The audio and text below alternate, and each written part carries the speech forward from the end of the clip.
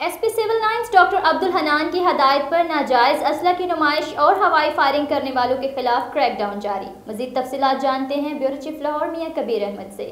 جی کبیر، آگاہ کیجیے گا۔